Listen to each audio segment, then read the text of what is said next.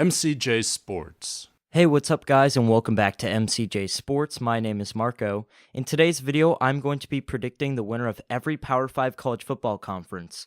Before we begin, I would just like to remind everyone to please like this video and subscribe to my channel, and don't forget to click the bell icon to get notified whenever I release a new video.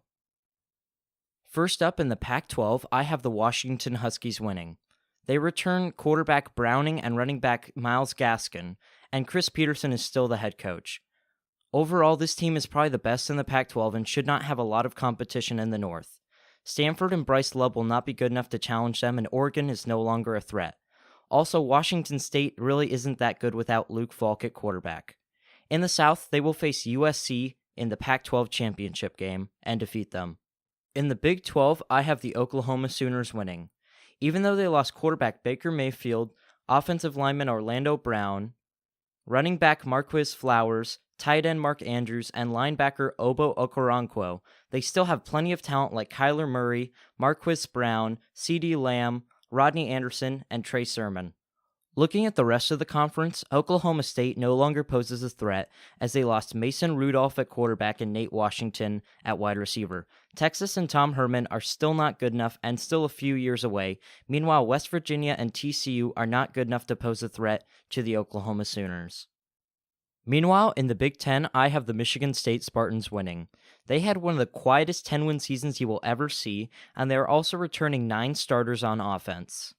Meanwhile, in the rest of the East Division, Ohio State and Maryland are embroiled in controversy to do with their programs and how they handle player and coach safety.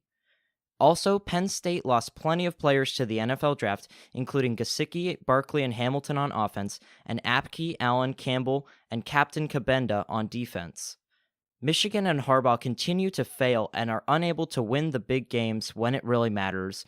And also, on the west side of things, Wisconsin just does not seem to have the talent to match Michigan State in the championship game. Over in the ACC, I have Clemson winning the Atlantic Division and the conference. They have one of the best D-lines in college football, which includes NFL prospects Clelin Ferrell, Christian Wilkins, Austin Bryant, and Dexter Lawrence. Trevor Lawrence is also the new QB on campus and could replace Kelly Bryant. They also have one of the easiest schedules in college football, which includes Furman and Georgia Southern.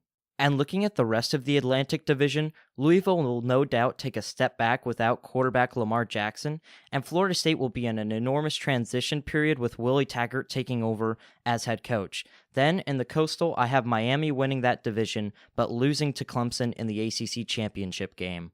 Last but not least, in the SEC, I have Alabama winning the West and the conference. They have 2 of the best quarterbacks in college football in Tua Tagovailoa and Jalen Hurts.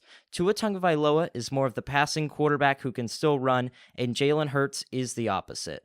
They are still in a quarterback competition right now, but I believe Tua Tagovailoa will win the starting position and lead Alabama to the conference title. They also still have a stable of running backs in Alabama fashion, which includes Damian Harris, Josh Jacobs, Najee Harris, and Brian Robinson.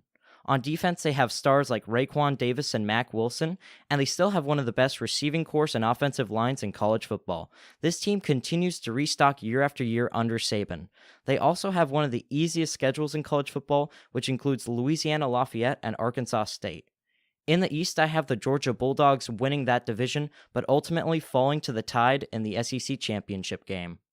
Alright guys, that's it for the video today. Please remember to like this video and subscribe, and also leave a comment down below if you have someone else winning all those conferences. I will see you guys next time.